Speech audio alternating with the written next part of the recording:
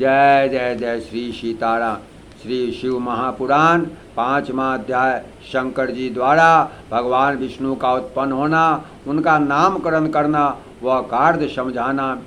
जय जय जय श्री सीताराम। श्री गणेश महाराज नमो नमः। पंच देवता नमो नमः। नवग्रह देवता नमो नमः। इष्ट देवताभ्यो नमः।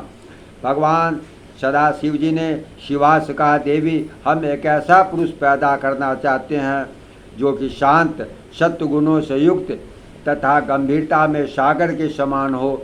वह इस जगत का संपूर्ण भार उसको सौंपकर शांति से काशी में निवास करे। भगवान के ऐसे वचन सुनकर जगदम्बा ने अपनी दृष्टि बाईं ओर घुमाई, जिससे एक अत्यंत सुंदर पुरुष का आविर्भाव हुआ, जो कि कलाओं से भरपूर, शीलवान, गुणवान तथा बुद्धिमान था। उसका रंग श्याम था, सुंदरता अद्वितीय थी। शरीर का प्रत्येक भाग सुडौल और सुंदर था। कमल जैसे नयन, मस्तक पर त्रिपुंड, गले में कौशोतकी मणि, चारों भुजाओं में शंख, चक्र, गदा और पद्म को धारण किए हुए, वैजंती माला और पीताम्बर पहने, 14 विद्याओं को जानने वाला तथा सिद्धि वाला परम शक्तिमान बार बार प्रणाम करता हुआ शंकर जी के पास जाकर खड़ा हो गया। उसको देखकर भगवान सदाशिव एवं शिवा बहुत प्रसन्न हुए। वह सुंदर पुरुष भगवान सदाशिव और पार्वती से बोले, मेरा नाम और काम बतलाने की कृपा करें। यह सुनकर भगवान श्री सदाशिव जी ने हंसकर कहा, सर्वत्र सर्वव्यापक होने के कारण तुम्हारा नाम विष्णु है। अब तुम्हारे समान कोई दूसरा मनुष्य पैदा न होगा। तुम्हें लोग हरि और भगवान आदि नामों से पुकारेंगे। भक्तों को सुख देने के लिए ही मैंने तुम्हें पैदा किया है। तुम सबसे पहले कार्य साधन के लिए दृढ़ता से तप करो। ऐसा कहकर सदाशिव ने भगवान श्री विष्णु जी को योग विद्या का ज्ञान दिया और भगवान श्री सदाशिव अंतर ध्यान हो गए। श्री विष्णु भगवान 12,000 दिव्य वर्षों तक तपस्या करते रहे। 12,000 दिव्य वर्षों तक भगवान सदाशिव जी का ध्यान करते रहने पर भी उन्हें अपने कल्याणकारी भगवान शंकर जी के दर्शन न हुए। भगवान श्री सदाशिव जी के दर्शन होने के कारण भगवान विष्णु को उदास देकर आकाशवाणी हुई, हे विष्णु तुम अभी तप करो, तुम्हें इतने जल्दी हमारा दर्शन नहीं हो सकता। यह सुनकर श्री विष्णु जी दोबारा तप के लिए बैठ गए। अब श्री विष्णु जी के तप के बीच में भगवान श्री सदाशिव जी की माया से विष्णु जी के शरीर में अनेक प्रकार की जल धाराएँ बहने लगी। श्री विष्णु जी उन जल धाराओं को देखकर बहुत प्रसन्न हुए। चारों तरफ जल ही जल हो गया तथा विष्णु जी उस जल पर सो गए। उस समय भगवान विष्णु जी का श्रुति समस्त नारायण नाम हुआ तथा इस समय उस संसार में श्री विष्णु जी के अतिरिक्त और कोई न था। फिर भी विष्णु जी ने से सब तत्वों की उत्पत्ति हुई एवं उनका विस्तार हुआ। फिर प्रकृति की उत्पत्ति हुई। प्रकृति ने पहले महान उत्पन्न किया, महान से फिर 3 गुणों की उत्पत्ति हुई। फिर अहंकार उत्पन्न हुआ, उससे फिर 3 मात्रा का शब्द, स्पर्श, रूप, रस और गंध उत्पन्न हुआ। उसके पश्चात उससे पंचभूत पृथ्वी, वायु, जल और आकाश प्रकट हुए एवं नेत्र, कान, नाक, जिह्वा तथा त्वचा ज्ञानेन्द्रियाँ पैदा हुई। इस प्रकार उपस्थ यह कर्म इंद्रियाँ पैदा हुई। इस प्रकार पुरुष के बिना प्रकृति का यह सब जल रूप कार्य हुआ। यह सब तत्व 24 प्रकार के थे तथा यह सब ब्रह्म रूप जल पर सो रहे। भगवान विष्णु की निद्रावस्था में उनकी नाभि से एक विशाल कमल उत्पन्न हुआ। उस कमल का विस्तार अनंत योजन का था, ऊंचाई भी अनंत योजन की थी। ब्रह्मा जी बोले, हे नारद, इसके पश्चात भगवान सदाशिव जी ने अपनी दाएं भुजा से मुझे उत्पन्न किया तथा उस कमल पर रख दिया। मेरे 4 मुख थे तथा अपने लाल मस्तक पर मैं त्रिपुंड धारण किए हुए था। मैंने कमल के अतिरिक्त और कुछ न देखा तथा यह न जान सका कि मेरा उत्पन्न करने वाला कौन है। भगवान श्री सदाशिव की माया त्रिलोक में फैली हुई है। वह जो कुछ भी चाहते हैं वही करते हैं। श्री विष्णु देवता, दैत्य, दानव सब उनके ही अधीन है।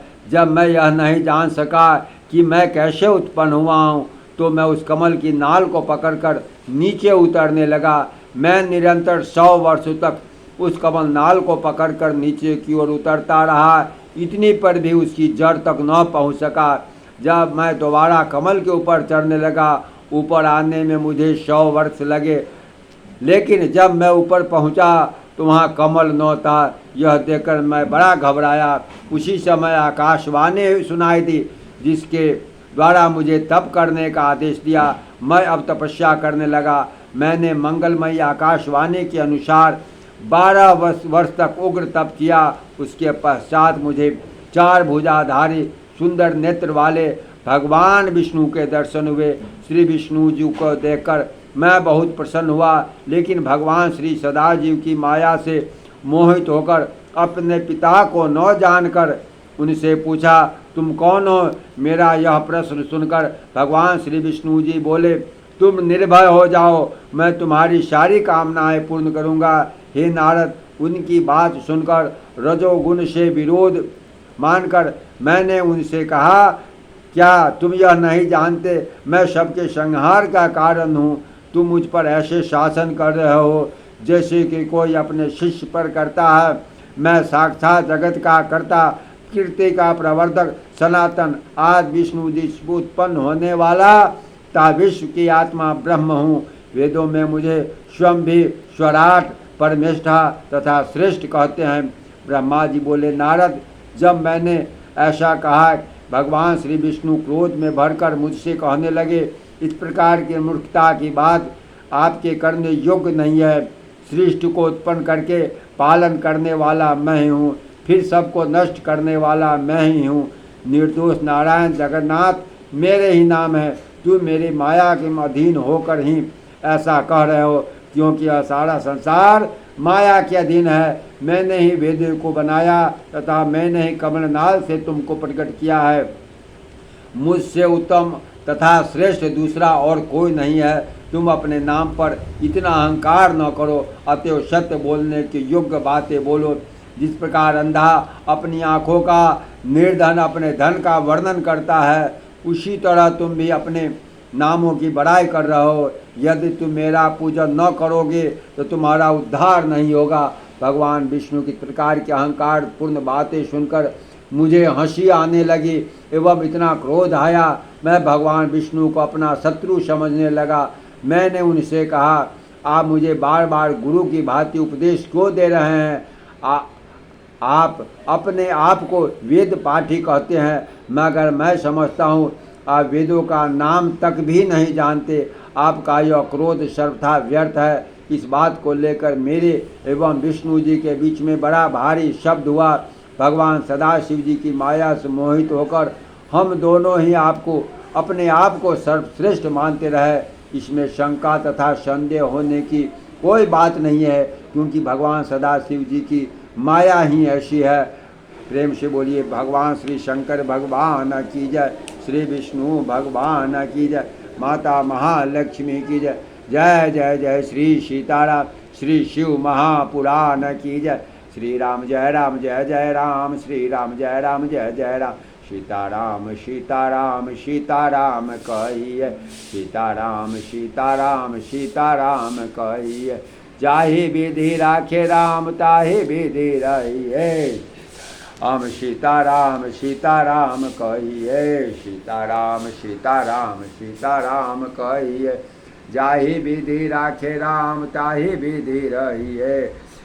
हम सीताराम सीताराम कहिए, जाहि विधि राखे हम ताहि विधि रहिए। सीताराम सीताराम सीताराम कहिए, जाहि विधि राखे राम ताहि विधि रहिए। सीताराम सीताराम सीताराम कहिए। हर हर महादेव, हर हर महादेव, हर हर महादेव, घर घर महादेव। जय श्री सीता।